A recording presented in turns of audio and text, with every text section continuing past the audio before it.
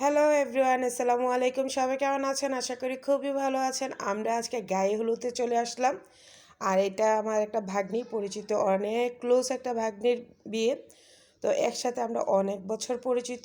তো আজকে ওর গায়ে হলুদ একদম সাদামাটা ঘরোয়াভাবে। তো ভাবলাম যে ওর গায়ে হলুদে চলে আসলাম। তারপর আসার পর ভাবি আবার তার বিয়ের যত মেয়ের বিয়েতে যা যা দিয়েছে জামাইপক্ষ, তাই তাই আসার পর পর দেখাচ্ছে। ভাবি কিন্তু খুবই খুবই ফ্রেন্ডলি এবং আমাদের অনেক বছরের পরিচিত। হয়তো বা তার সাথে আমার কথা হয় না অনেক বছর, হ্যাঁ, অনেক দিন। তারপরও কিন্তু আমাদের সম্পর্কটা কিন্তু একই আছে। একবার ফোন দেওয়াতেই চলে আসলাম। আর এটাই হলো ভালোবাসা। তো যাই হোক, ভাবি এগুলো সব দেখাচ্ছে, গায়ে হলুদের শাড়ি, মেকআপ, জুতা, বিয়ের শাড়ি, সব কিছু দেখাচ্ছিল। তো আমি দেখতেছিলাম, কারণ আর দেখাটা তো মেন না, মেন হয়েছে যে উনি যে আগ্রহ করে আমাকে দেখাচ্ছে, এটি আমার কাছে অনেক অনেক বেশি ভালো লাগছে। আলহামদুলিল্লাহ। রক্ত সম্পর্ক থাকলেই যে মানুষের আপন হয়, আর রক্ত সম্পর্ক না থাকলেই যে আপন হয় না, তা কোনো কথা না। তো যাই হোক, অনেক সময় দেখা যায় রক্তের সম্পর্ক অনেক দূরে চলে যায়, আর আপন দূরের সম্পর্ক অনেক আপন হয়ে যায়। তো এরকমই। তারপর রক্ত তো রক্তই, সেইটা তো বাদ দেওয়া যাবে না। এখানে কাউকে আমি ছোটো করে বলিনি। তো যাই হোক, এখানে ভাবি দেখাচ্ছিল মেয়ের কাবিন হয়ে গেছিলো আগে, কাবিনের শাড়িগুলো। তো যাই হোক, সবগুলো দেখে খুবই ভালো লাগতেছে। তারপর শাড়ির সাথে হেজাব, সব কিছু। আর এদিকে ভাবির মা আর বাবা আসলো। তো এইদিকে নানা নাতি কথা বলতেছে, দেখেন কত কিছু। আর আন্টি যে কত কিছু নিয়ে আসলো পুটলা করে করে, রমজানে আসতে পারেন, এদিকে রমজানের বাজারগুলো নিয়ে এসে। আর এদিকে বরপক্ষরা হলুদ নিয়ে আসলো। তো আমার মেয়েরা আবার একটু সাজুগুজু ডেকোরেশন করতেছিল।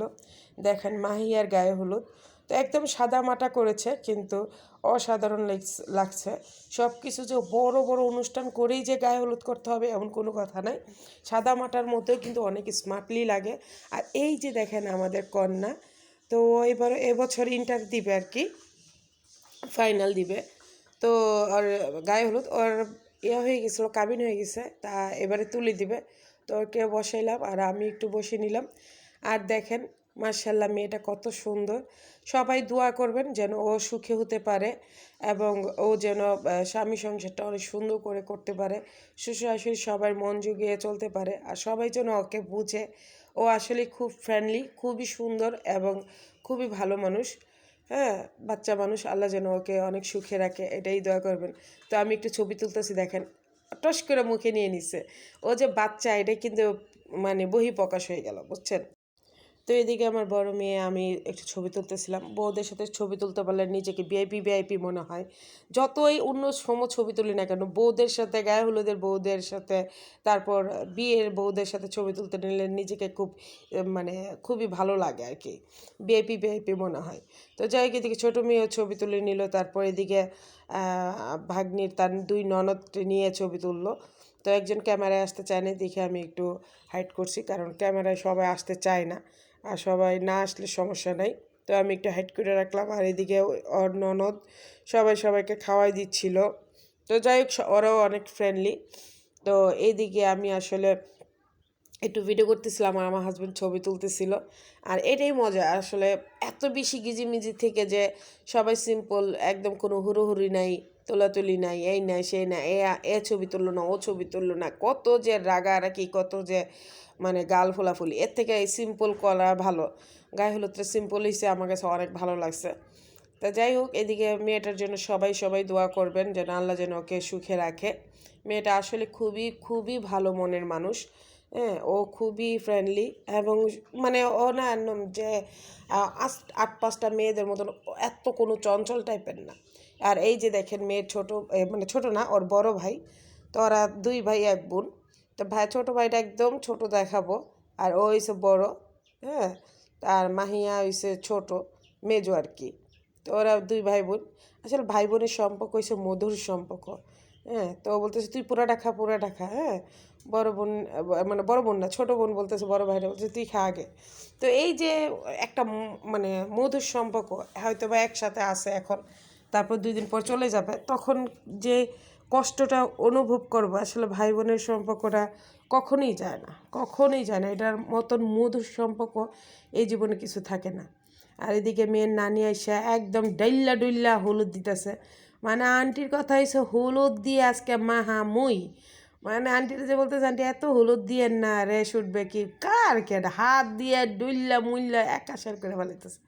এইটা হচ্ছে নানিদের কথা কাজ কারবার, বুঝছেন? তা খুবই ভালো লাগছে। তো নানিরা থাকবে একটু দুষ্টামি ফাজলামি করবে, এটাই স্বাভাবিক। পরে আন্টির বলে আন্টি একটু শহরে না, আরেক আন্টি বসুক, পরে বসলো।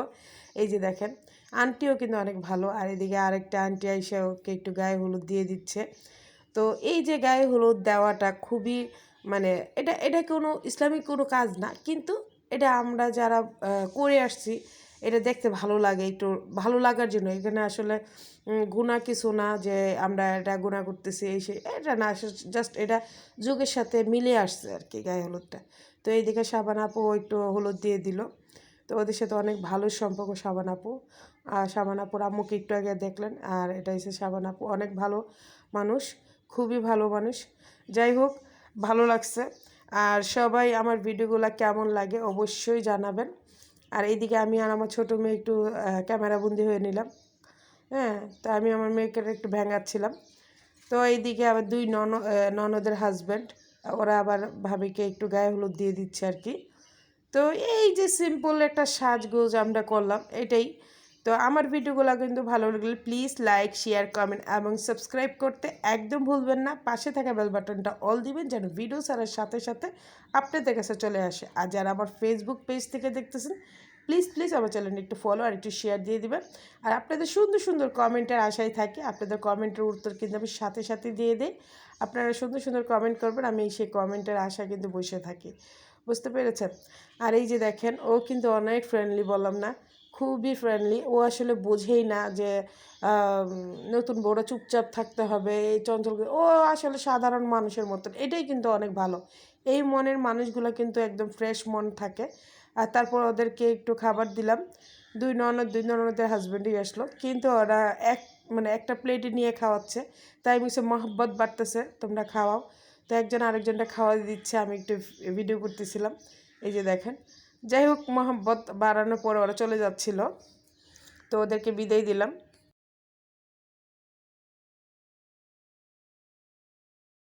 তো এইদিকে নানা নাতনি আমার বড় মেয়ে যে একটু ছবি তুললো। আর এই যে পিচ্চি সদস্য যে হুজুর, ওই মাহিয়ার যে আজকে মানে গায়ে হলুদের কন্যা, ওর ছোট ভাই। এই যে দেখেন একদম পিচ্চি। হ্যাঁ, আর এই যে ওদের ফ্যামিলি, মানে দুই ভাই এক বোন আর মা বাবা। হ্যাঁ, তো একদম পিচ্চি একটা আছে 9 মাসের। তো ওরা একদম মানে সুন্দর একটা ফ্যামিলি, ছোটোখাটো একটা ফ্যামিলি, খুবই সিম্পল কিন্তু একটু গর্জিয়াস। মানে খুবই ভালো লাগে ওদের ফ্যামিলিটা, খুব মিল ভালোবাসা। আল্লাহ যেন সব সময় এই ভালোবাসাটুকু রাখে, এই ভালোবাসাটুকু যেন মানে না চলে যায়। একটা বোন যখন বিয়ে হয়ে যায়, একটা ভাই যখন পর হয়ে যায়, এই জিনিসটা অনেক খারাপ লাগে। অথবা একটা ভাই বিয়ে করে একটা বোনকে পর করে দেয়, এই জিনিসটা অনেক খারাপ লাগে। যেন ওদের মধ্যে এই ভালোবাসাটুকু যেন থাকে, আল্লাহ যেন এটা রাখে, এটাই দোয়া করি। কারণ একটা বোন আর ও ভাই, বড় ভাই, ও কিন্তু খুবই খুবই চঞ্চল। মাহিয়া মাহিয়া মাহিম, হ্যাঁ, ওরা দুই ভাই বোনের নাম আমার প্যাচ লেগে যায়। যাই হোক, এইদিকে আমার বড় মেয়েকে কেক দিয়ে দিল ভাইয়া, আমার ছোটো মেয়েকে কেক দিয়ে দিল। তো যাই হোক, এদিকে খুবই মজা লাগতেছিল। আর আমি আবার বলতেছিলাম যে চলো এখন আমি একটু দোয়া করে দিই। সবাই তো গায়ে হলুদ দিল, আমি গায়ে হলুদে দোয়া করছি আল্লাহ যেন হলুদের রঙটা যেমন সুন্দর, আল্লাহ যেন তোমার জীবনটা তার থেকে বেশি সুন্দর করে, এটাই দোয়া করতেছিলাম। আর ও তো খুশিতে আত্মহারা, দেখেন বাচ্চা মানুষ। হ্যাঁ, মানুষে যতই বলুক না কেন যে ও ইন্টারে পরে একটা বাচ্চাই মানুষ, আমার কাছে এটাই লাগে। আর এই যে দেখেন ছোটো মানুষ, 2 দিন পরে আমি আমার মেয়ে বিয়ে দিব।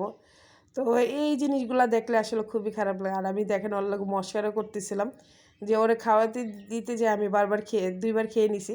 এইবার দেখবেন মজার কাহিনী, ও আমার হাত জোর করে নিয়ে খাবে। হ্যাঁ, মানে এই জিনিসগুলো খুবই খুবই মজার।